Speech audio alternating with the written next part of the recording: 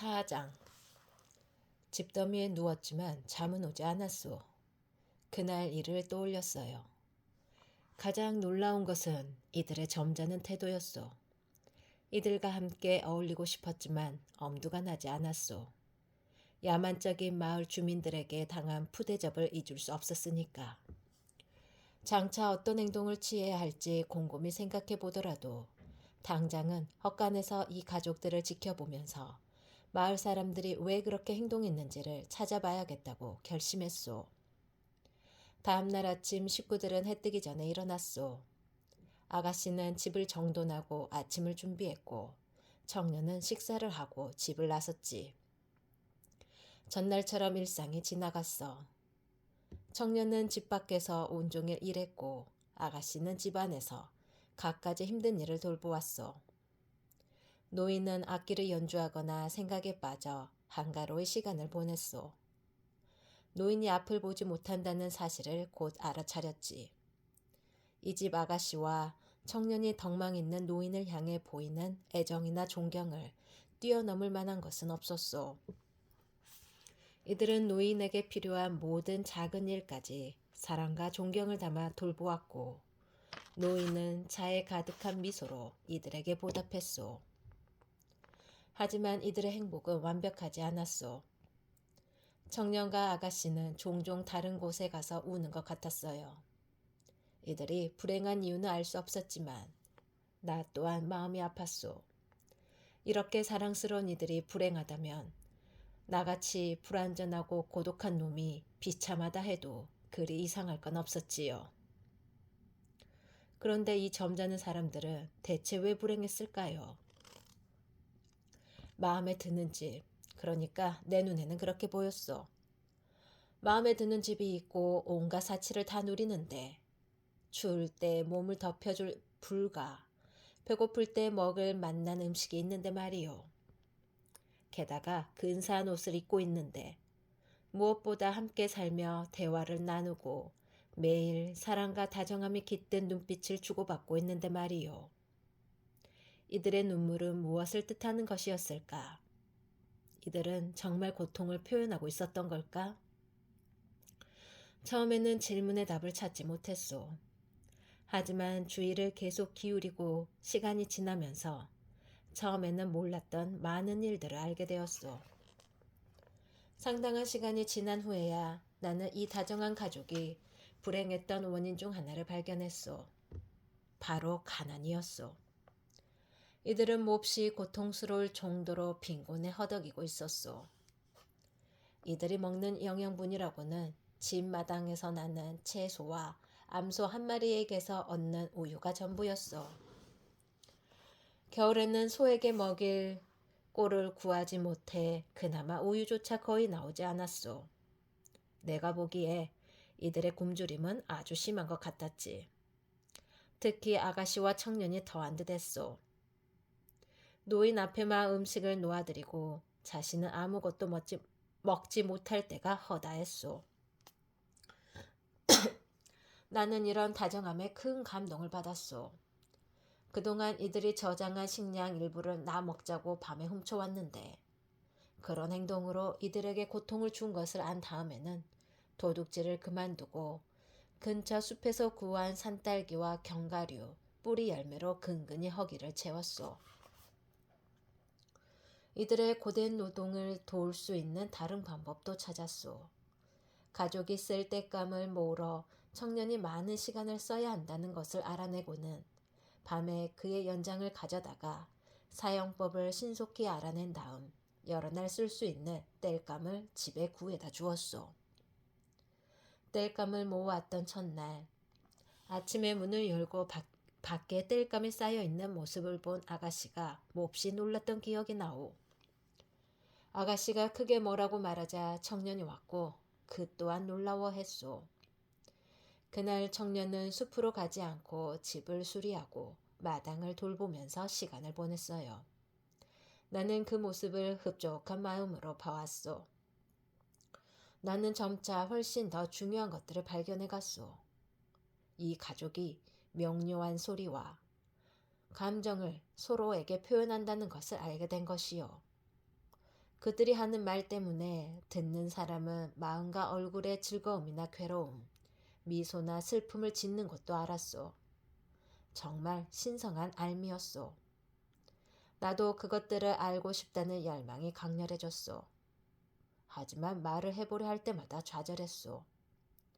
이들의 말은 너무 빨랐고 사용하는 단어들도 눈에 보이는 사물과는 연관성이 없어 보여 그들이 가리키는 수수께끼를 풀 만한 단서를 찾아내지 못한 거요. 하지만 전력을 기울인 덕분에 결국 내가 있던 헛간에서 여러 차례 다리 차고 기울며 시간이 흐른 후 이 식구들의 대화에 나오는 친숙한 물건들의 이름을 알아냈소. 불, 우유, 빵, 땔감 같은 단어를 습득해 적용하기에 이른 거요. 집에 사는 식구들 이름도 알아냈소. 청년과 아가씨에게는 이름이 여러 있었지만 노인의 이름은 아버지라는 것 하나였소.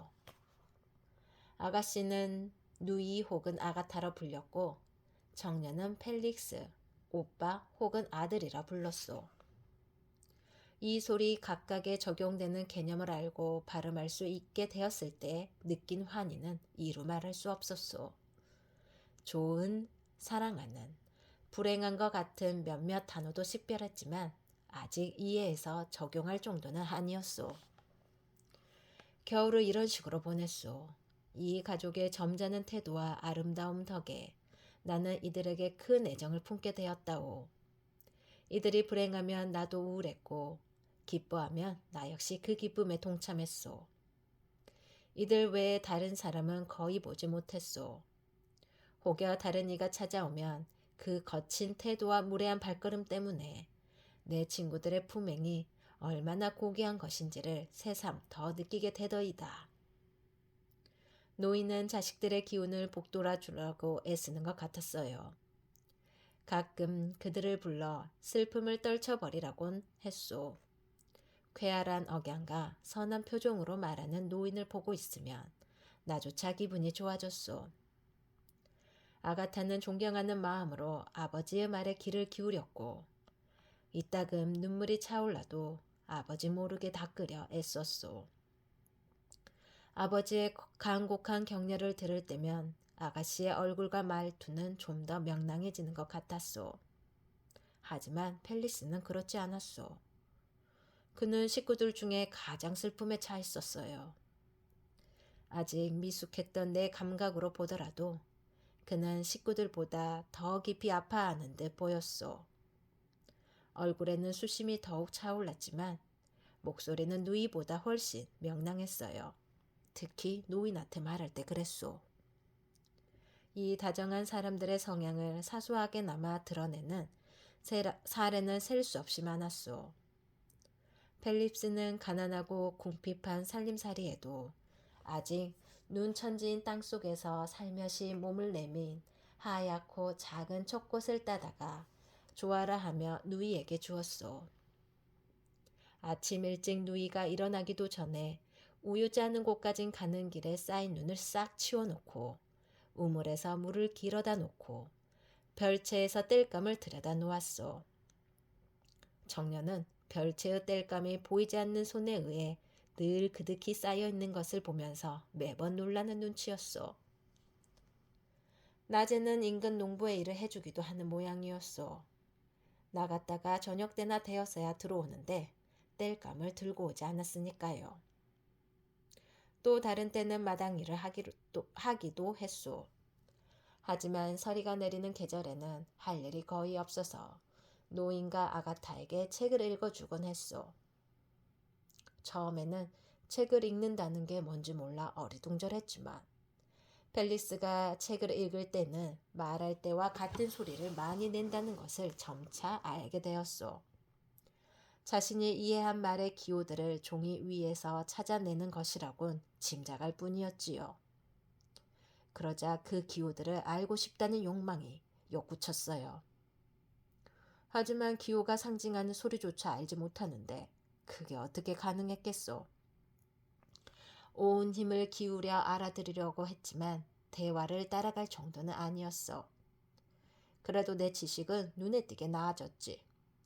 이 가족에게 나를 드러내고 싶은 마음이 아무리 커도 그들의 언어를 숙달하기 전까지는 안 될 일이었어.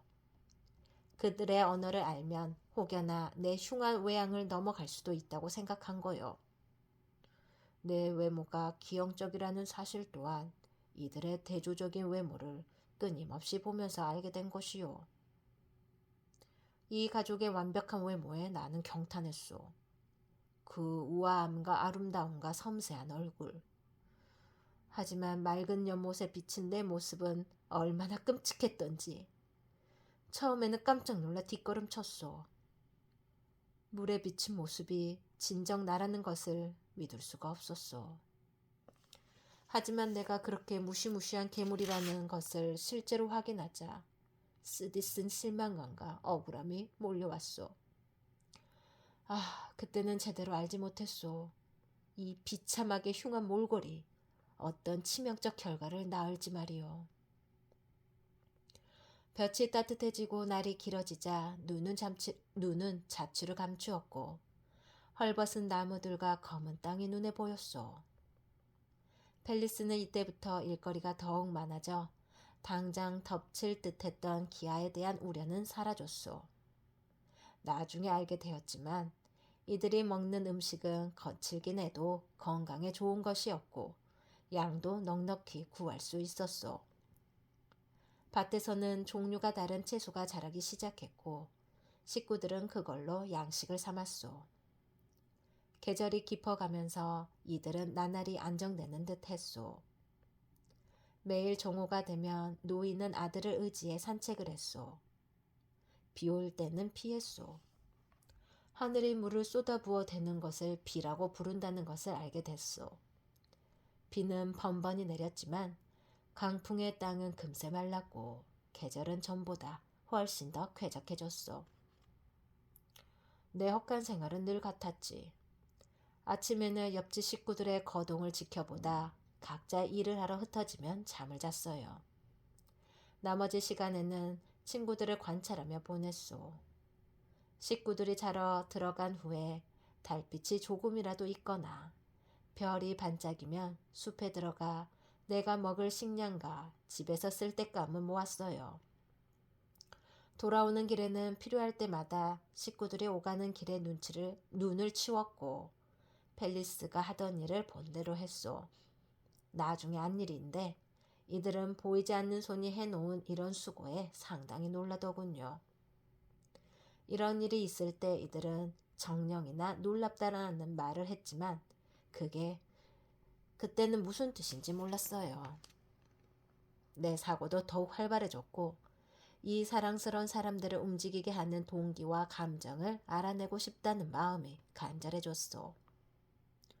펠리스는 왜 저토록 불행해 보이는지, 아가타는 왜 그리 슬픈 표정을 하는지 알고 싶었어. 행복을 누려야 마땅한 이 가족들에게 행복을 되찾아줄 힘이 없자면 내게 있을지 모른다고 생각했죠. 이 멍청한 괴물.